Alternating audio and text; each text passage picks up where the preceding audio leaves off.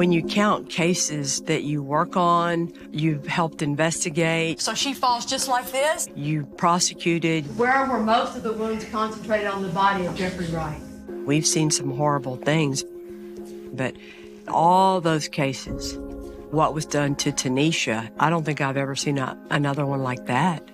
This case revealed the depths of human darkness, pure evil on earth. And the worst part about it was that it wasn't random. It was someone she knew. And her family, we watched them go through it because they thought nobody cared. Awful. Even if she is dead, let me know so I can go and get her and bring her home.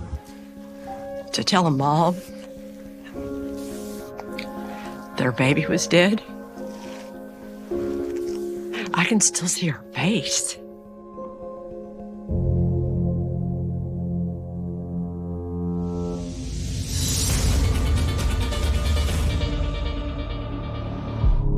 Half light, half me, on the other side. Oh, this is my favorite. 4-part harmony. 4-part harmony. 4-part for life. Yes. I met Tanisha in the 5th grade. We were just instant friends. We were in like the varsity choir in high school. She was Mighty Woman. She was small, but her voice had some power. You knew not to play with her. Yeah. And this was like the time when Destiny's Child was coming up. So we're from Houston. They're singing. We're like, okay, we can do what they're doing. Group, so like, yes. We were ready to be the next group. It was really fun.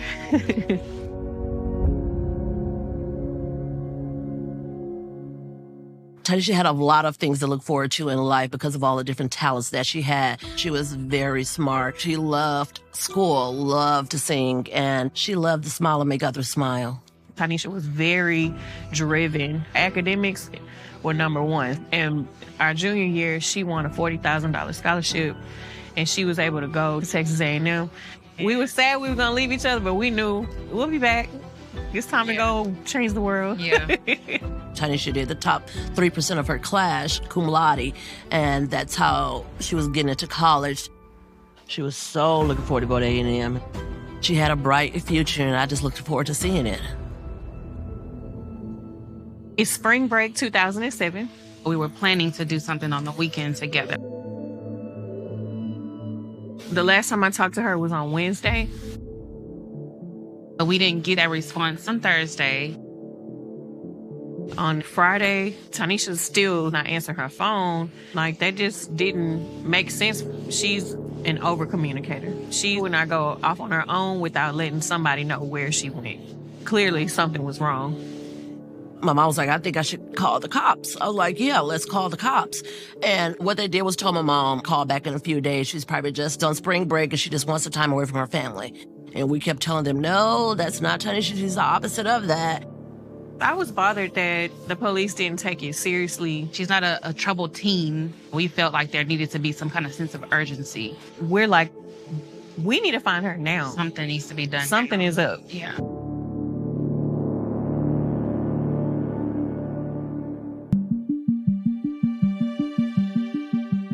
Houston, the city is huge. Covering crime, I was fascinated with missing people because there were just so many, but not all of them were newsworthy. A lot of them were runaways.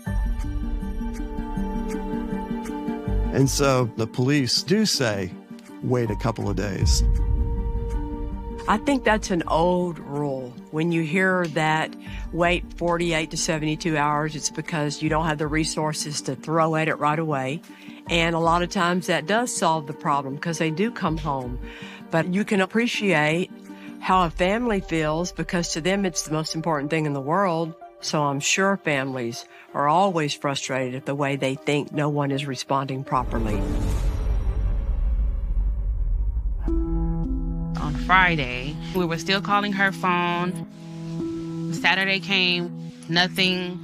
Sunday came, it's like, okay, we need people out there searching. Like, we were just trying to figure out the next steps. The cops weren't doing anything, and we know time is of the essence. My mom, my entire family, we're all into crime shows. So we know after the first 24, 48 hours, there's a problem, something's wrong. Hospitals are getting called, even the jail getting called, any friends or family members, any college mates. And then Monday morning, Tanisha doesn't show up to her college classes. She's not in Texas A&M. The alarms are really firing off. Tanisha's family held a vigil on that Monday after she went missing, and they held it at the church. Thankfully, the community came out, but now it's on the police. So now it's their job to find her. Working in missing persons, at any one time on my desk, there'd be between 60 and 100 cases open. That particular morning, I was contacted by my supervisor who said, we got a missing persons on the northwest side of Harris County, and there's a lot of people at a Lutheran church passing out flyers. I need you to go out there and see what's what.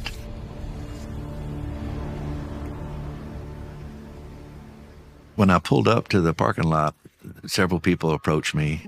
They had a lot of things that they wanted the law enforcement to do because they have, over the 3 or 4 days prior to me getting there, doing their own investigation.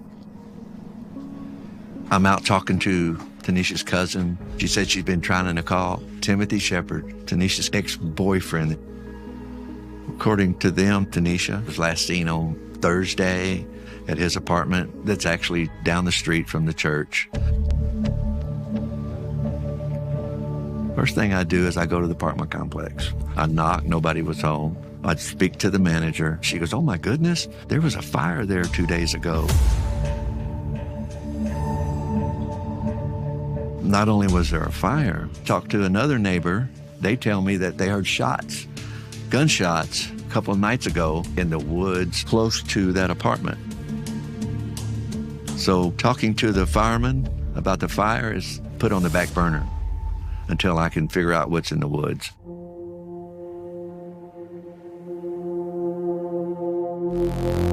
I call a couple of K-9 deputies. When they get there, we walk across the street from the apartment complex in a woody area. Deputies were saying, oh yeah, there's something dead out there. They use cadaver dogs and they can smell that scent. So we get into the wood line about 20 feet and we smell death. He told me that he was talking to the suspect. Suspect? That's interesting.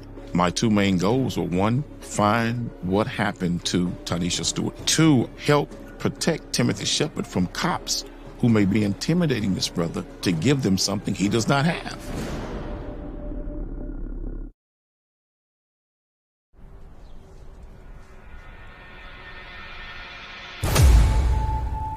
Tanisha's family said she was last seen with her ex-boyfriend, Timothy Shepard.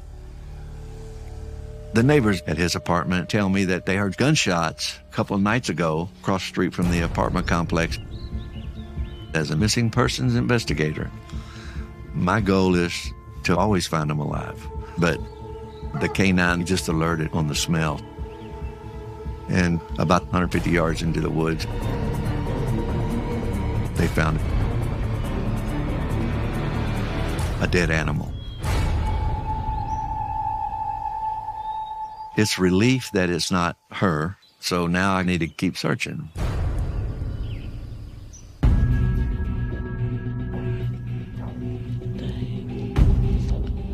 Tanisha met Timothy Shepard working at a pizza restaurant. We found out later on that there was an 8-year age difference between the two of them.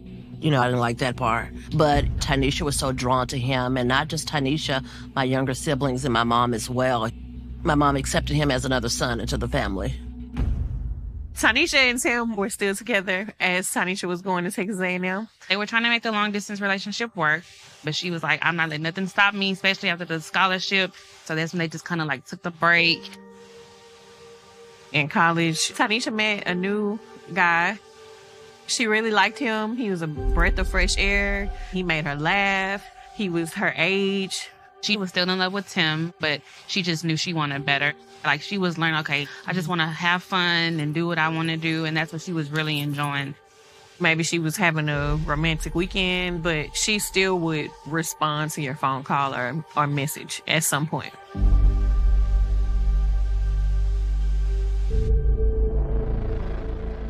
You have a young lady who's gone missing and you want to figure out where she is. You've already talked to her girlfriends. The most important people to talk to next are going to be any men she's involved with, and talk to them about what they know when they saw her last. You want to pick their brains about everything there is to know about Tanisha to try and figure out where she is. The smell in the woods turned out to be nothing, so I go back to the church. I go to my car and I start making phone calls to Ponderosa, which is a volunteer fire department here in Harris County. Talked to one of the firemen that made the scene, Timothy Shepard's apartment. Firemen and policemen, we have this relationship where we help each other all the time. So he was just telling me what happened. He said, when we get there, it was bad smoke all around the complex, but Timothy Shepard wouldn't open the door. But I mean, if something's on fire, you know you're going to open the door. So they beat and beat and beat. And he said that there was a deputy showed up in case they need, scene security while they're fighting the fire. And he said, deputy finally told him to open the door, and he opened the door. They went to the patio, put the fires out. And I said, so what was cooking? He goes, just meat. The fireman tells me they searched the apartment. He goes, when they got into the bathroom, he noticed in the bathtub that there was a lot of meat that he was barbecuing covered in ice. And I was like, what kind of meat are you talking about? I mean, that's unusual for somebody to fill the bathtub up with meat. Was it ribs, chicken? He goes, it's hard to say, but it wasn't sausage, maybe ribs. Did you ask him what kind of meat it was or what he's doing? He goes, no, we just put the fire out and left. It didn't leave me with a final answer that it was just a fire. It left me with more questions than I had when I got there. But at that point, Tanisha's cousin comes up to me in a panic. She's got a phone she's holding up, and she goes, it's him. It's Tim on the phone. So I took the phone and talked to him. I said, where are you at right now? He goes, I'll tell you what, I'll just come to where you are. You gonna come to the church where I'm at right now? He goes, yeah. While I'm waiting. So he gets out of the car, calmly walks up to me like, I'm Timothy. I said, there's too many people out here, man. Just hop in the back seat of my car. I just wanted to get him secured in my car. It wasn't short, maybe 5-10 minutes before homicide got there. Off they went to homicide division to interview him.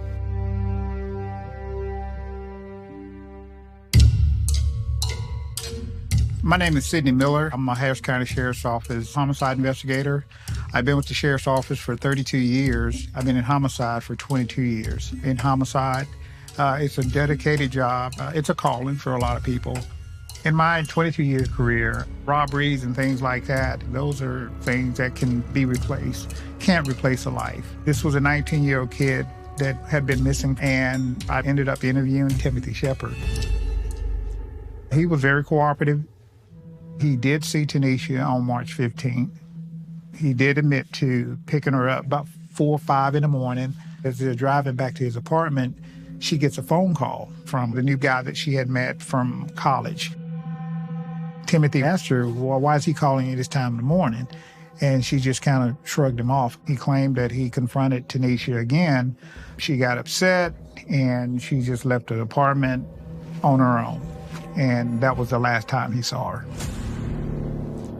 We had nothing to say this was a lie. But so when we found out she had left on foot, that just opened up another possibility of, could she have been abducted? We live in Houston, Harris County. Horrible crimes happen there, and they happen sometimes randomly, and they are committed by strangers. So it could be a stranger, it could be random, but the odds of that are a lot less than it being somebody that she knew. I talked to her before she was gonna meet Tim. And I was like, okay, what about Tim? He's supposed to be done, but she's like, well, I'm just ending it before I go back to school. It's just I want to make peace with it and be through.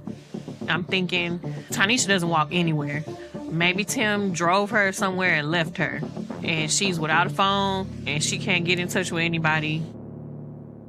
While Shepard is at our offices to give us a statement, he had given written consent for us to go and look into his apartment. Tanisha had been missing for 5 days. When I first opened the door, there was this smell of fresh paint. I noticed that the carpeting looked like bleach stains. I've been doing this long enough to know that that's an indication that someone is probably trying to hide something. As you walk further into the apartment, there was a bathroom, looked like it had just been recently cleaned. Ammonia bottles, bleach, and things like that. And there next to the tub, it looked like it had been mopped. This was really strange, and to me it was obviously a clue.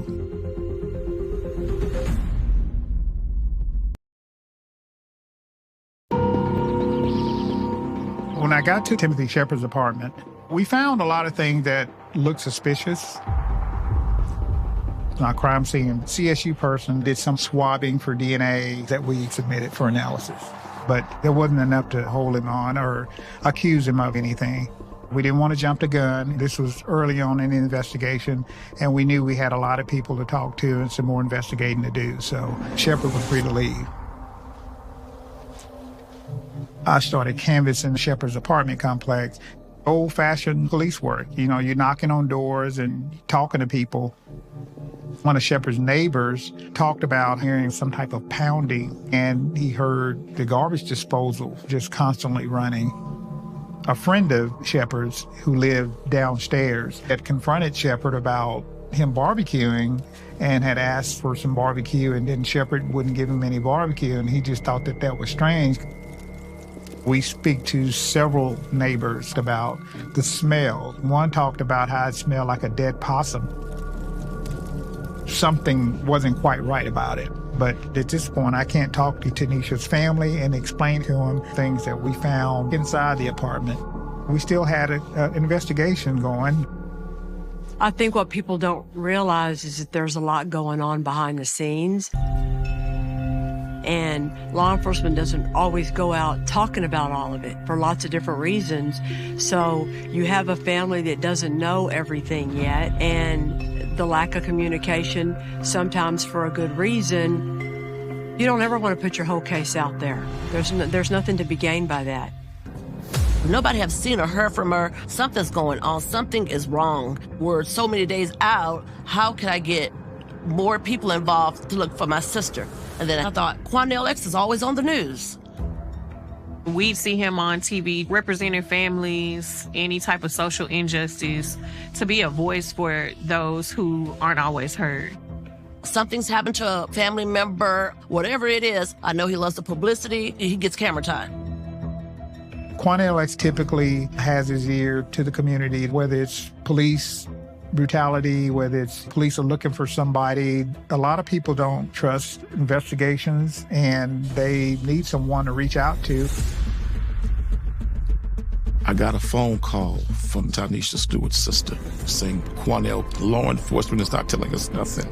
If anybody can find my sister, it's you. But Timothy Shepard's cousin called me too, saying, my cousin needs your help. He put him on the phone, said, brother, where are you? He told me at the apartment.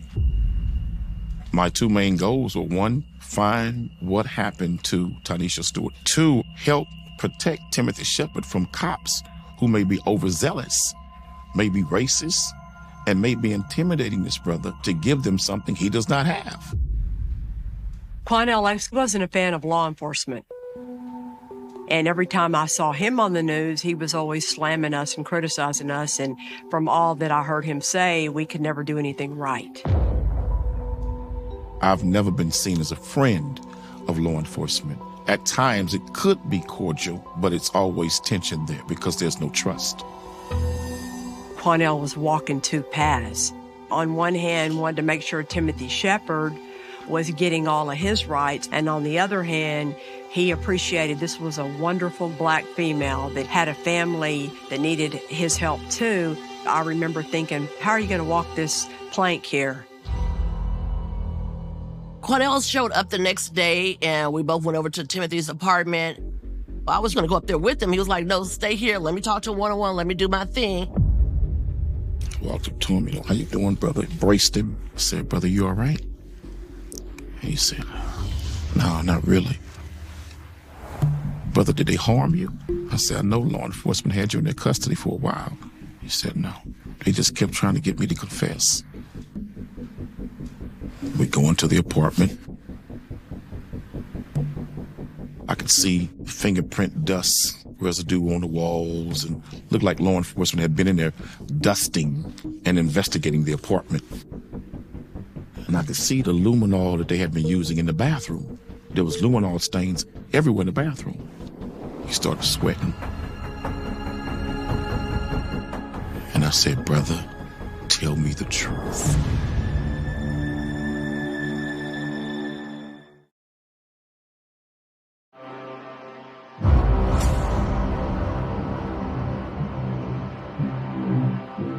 There was luminol stains everywhere in the bathroom.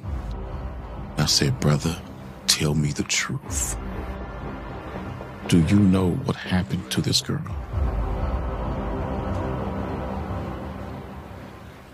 And he went.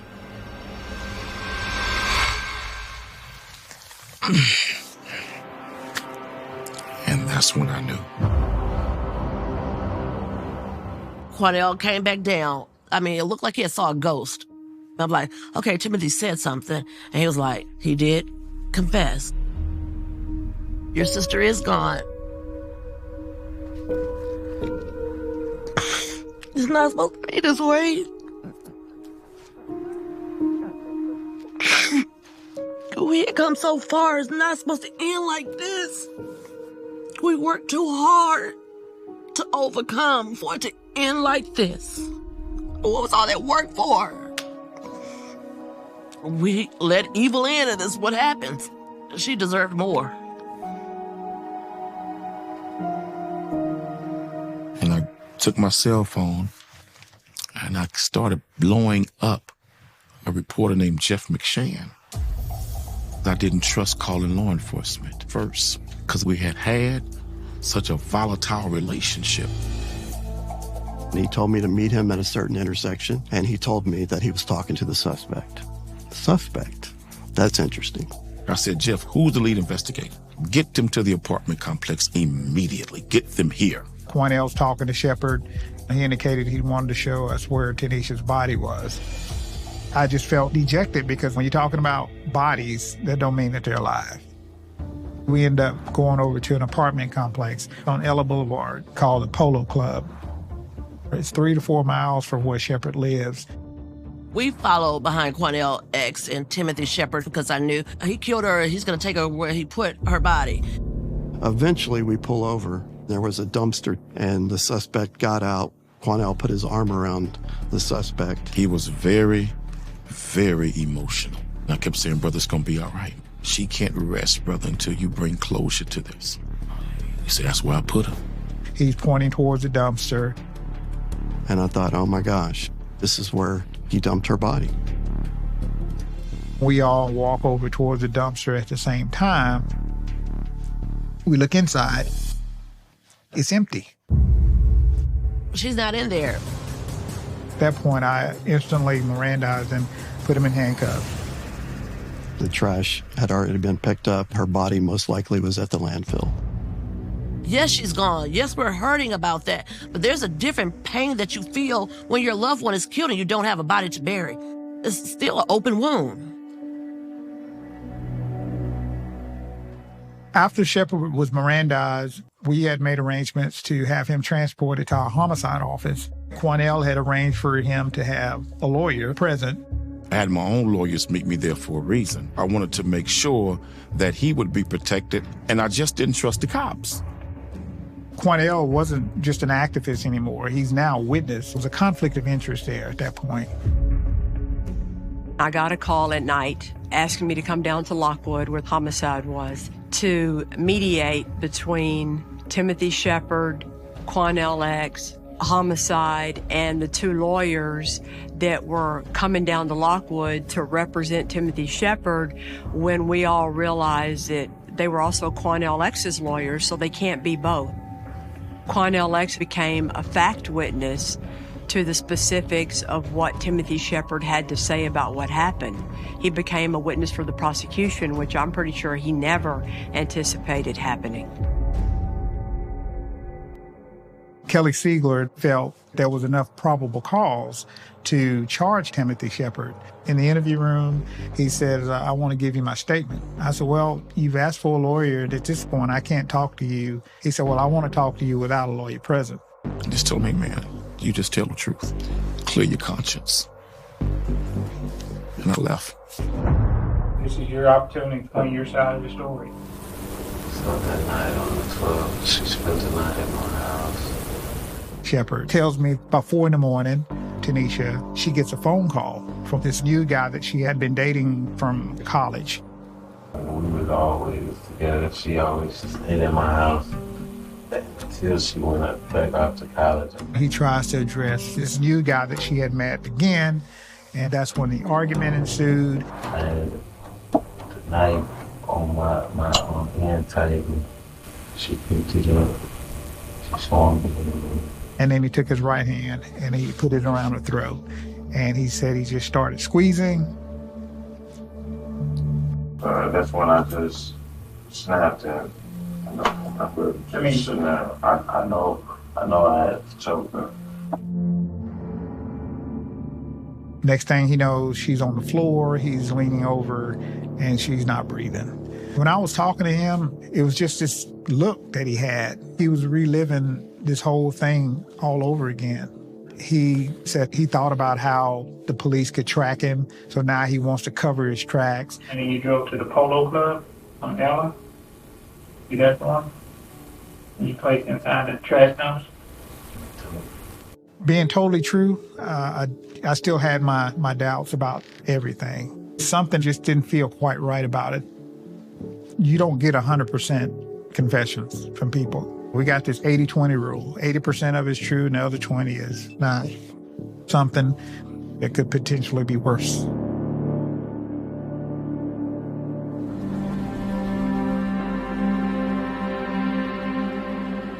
We found out that there was a landfill in the southern part of Harris County that dumpster would have been dumped there. The dump is over 500 acres. They could search for months and might not find anything. What do you mean that you're not going to search for my sister's body in the landfill and that it costs too much money?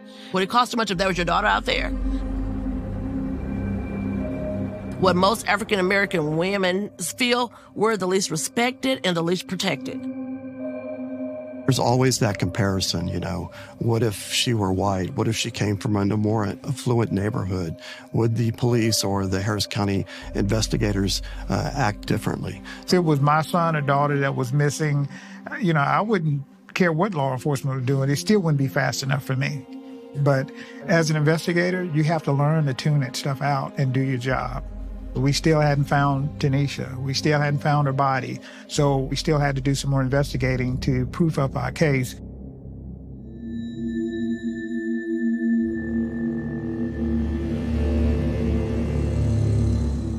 We go back out to Shepard's apartment, and one of the investigators sees what looks like charred bone on the ground of the apartment below Shepard's.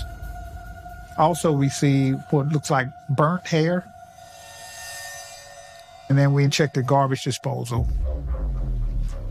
We found charred items, bones, teeth, and the enamel that was found inside the garbage disposal was consistent with the DNA from Tanisha. We have evidence to believe that she was cut up, dismembered, and burned.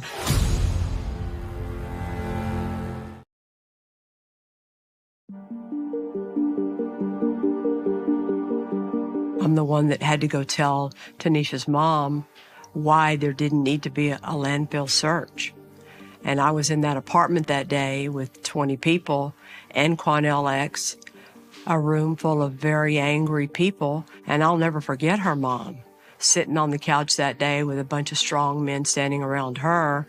And I explained to her that we knew she wasn't in the landfill because we knew that she was dismembered and cut up inside Timothy's apartment.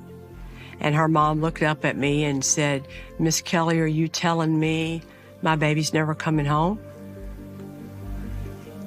And I said, "Yes, ma'am, I am." To tell a mom their baby was dead.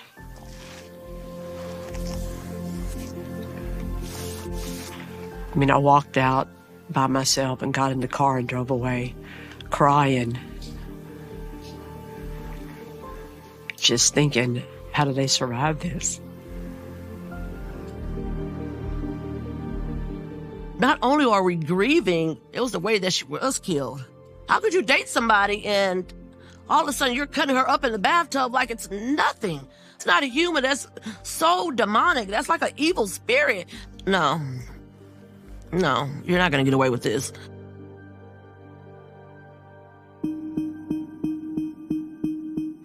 Timothy Shepard was charged with murder, so you're looking at a life sentence for your maximum punishment.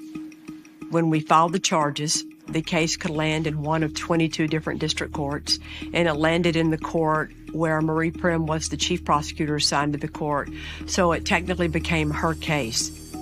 Marie Prim was one of the best chiefs that we had. She was very, very experienced. She was a nerd like me. I knew she was going to be prepared. I knew the family was going to love her. Timothy was represented by Chip Lewis, a very successful, well-known defense lawyer. As a prosecutor, you better have all your I's dotted and all your T's crossed if he's going to be the defense lawyer that you're looking at across the courtroom. I view myself solely as a mercenary. I am hired to provide the best defense that money can buy. Chip isn't cheap. Later, I found out that Timothy Shepard's sister paid for Chip. Chip Lewis had just been involved in the Robert Durst case in Galveston. The jury find the defendant, Robert Durst, not guilty. Somehow, they had made the jury believe that the dismembering of the body did not matter. I do not need to like these criminals, but I will do the best job anybody can if my financial requirements are met. To throw out that confession with all the brouhaha, there was a natural foundation there from which to draw that this was an involuntary statement. He was denied counsel, etc. There was a pretrial hearing, and Chip fought just as hard to try and get the statement thrown out, because in his mind, if he could get that statement thrown out, what a huge win for him as a defense lawyer. The only way to get it thrown out was to legally make the judge believe that it was coerced or he didn't get all of his rights read to him. The impact of getting the statement excluded could have led to the suppression of more evidence, such as the search warrant for the house and the discovery of the remains, making the state's task of convicting him of the murder at all quite difficult. Because it may have impacted the search warrant to go back inside the apartment, I could not let that happen. I fought, and the law was on our side. The judge denied their motion to suppress. The judge followed the law, but as I said, you got to do what you got to do to preserve the client's rights and give them the best defense money can buy. So forward went the trial. We began the trial by setting up the relationship between Timothy Shepard and Tanisha Stewart. He had been physically violent with her. She had shared that with her roommates at Texas A&M. The roommate gave us a bigger picture of what was going on. She said that Tanisha was having a very difficult time with Tim, that they were supposed to have been broken up, but that Tim would not leave her alone. He would even come up to A&M. He would try to get in her dorm room. He would find her and basically make her life miserable. She would keep a lot of things from me because I'm the older sister. I'm going to call for backup. It's going to be a problem. I understand the situation that she was in. Having his hands around your throat, that's not a normal relationship. That's considered domestic violence, and it doesn't get better. It gets worse. She really thought that, I can break it off with him. We could just be friends, and I could go on the way to college and live my life. No. Building up their past history was important for the jury to recognize, and it certainly showed me who Timothy Shepard was. He was a cold, callous person.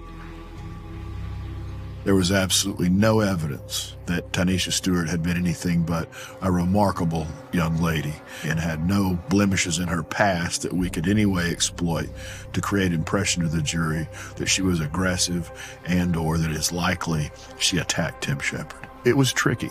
I believe Mr. Lewis, although he fought the motion to suppress, he wanted Mr. Shepard's statement in evidence. I did not want to use that confession. Although Timothy says she ended up dead in his apartment, he says it's self-defense. It was all a bunch of BS. I had the knife on my end table. She picked it up. She saw me. It was Timothy's way of making himself look better than the reality was. As the state did not put his confession on at that point in time, we had no way of really injecting the self-defense into the trial. The defendant and his lawyer can't offer the statement themselves without taking the witness stand. If you're Chip Lewis, why in the world would you ever put Timothy Shepard on the stand? How is he going to explain any of it? We start calling neighbors. Some of them testified to it, the burning of the smoking of the barbecue pit that seemed just abnormal and to go on and on and on. Some people said the smoke didn't smell quite right. The firefighter gave testimony that in the bathtub he saw what appeared to be a rack of ribs. And at no time did he ever conceive that that was the body of a young woman. The DNA analyst testified to it, finding Tanisha's DNA in the bone fragments, hair, and teeth that they found inside the apartment of Timothy Shepard. The forensic anthropologist said that there was a tool mark in the bone. It wasn't a natural phenomenon. Somebody had tried to cut that bone. As a mother, it was horrifying. Sadly, as a prosecutor, it gave me another piece of evidence. At this point in the trial, Marie Prim has offered Tanisha's girlfriends to talk about her, how she went missing, the literal pieces of evidence of Tanisha's body. What still remains is what's going to happen with Quanell X. The defense was saying he won't take the stand and tell what he knows because in the streets there's a no snitch policy. So we don't think he'll speak up about what he knows. Everybody's waiting to hear what happens.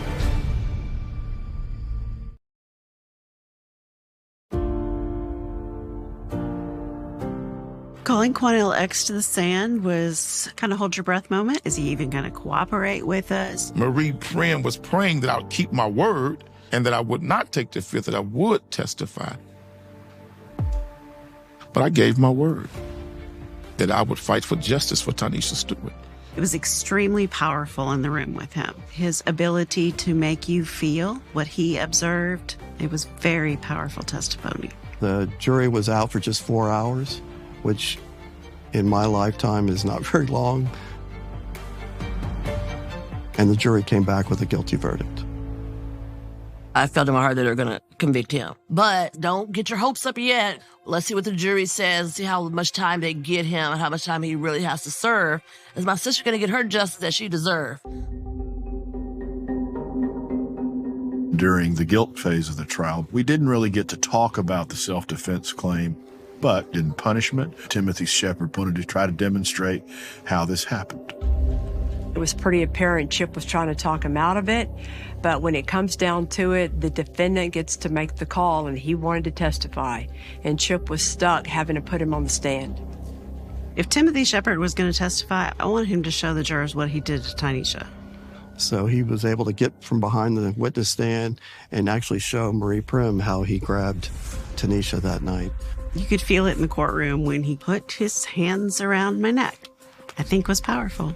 It is a product of excellent lawyering on the prosecution to get a defendant to show in front of the jury exactly what happened. Timothy Shepard gave a confession. I was very surprised at the details that he gave me. He left to go get a saw to come dismember her body. He talked about how he had taken some pliers to remove her teeth from her skull. He went through great lengths of trying to cover his tracks. This is like some Jeffrey Dahmer type stuff. When I said, and then you put her on the barbecue pit, he corrected me to tell me it was a smoker. That just showed how callous and cold of a human being he was. Why did he get rid of her body that way? So no one would ever find it, and he would never face the consequences for what he did.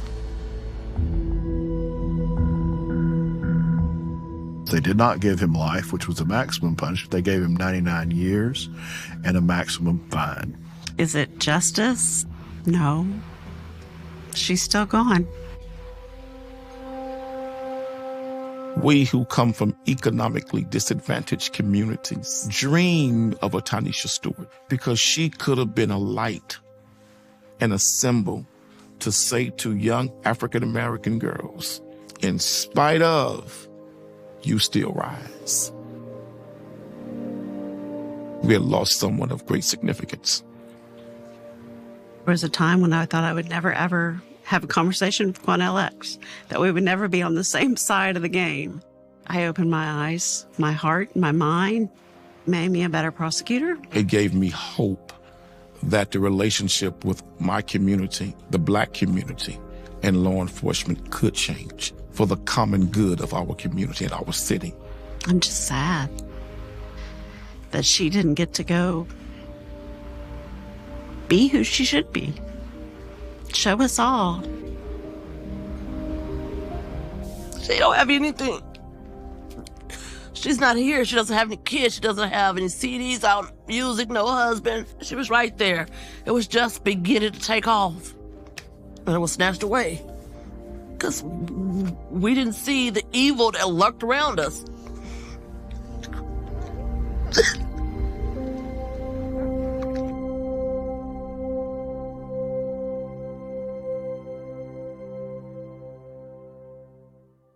We want to think that we can see evil and spot it and thus avoid it.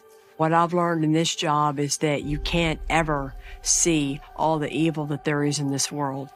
If a man puts his hands on you one time, he's going to do it again. If you're dating someone like that, run. When you have a victim like Tanisha, everybody understands what's most important here. You come together and you unite to get justice for her. And that's what happened.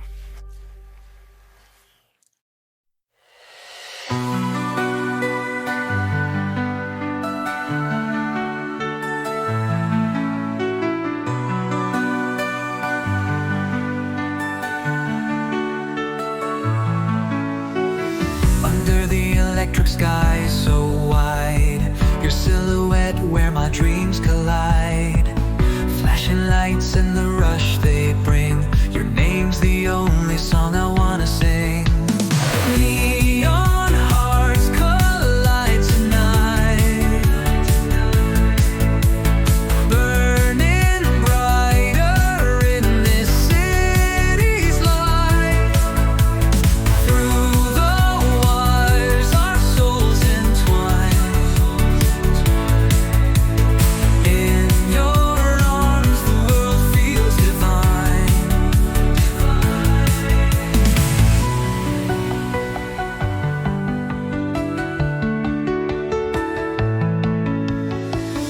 Every beat of this glowing world is a promise just waiting to unfurl.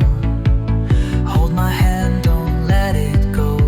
With you the mornings endlessly glow. Neon hearts collide tonight, burning brighter in this city's light. Through the wires our souls entwine. In your arms the world feels divine. Clouds of color as our hearts burst. Electric tides they quench.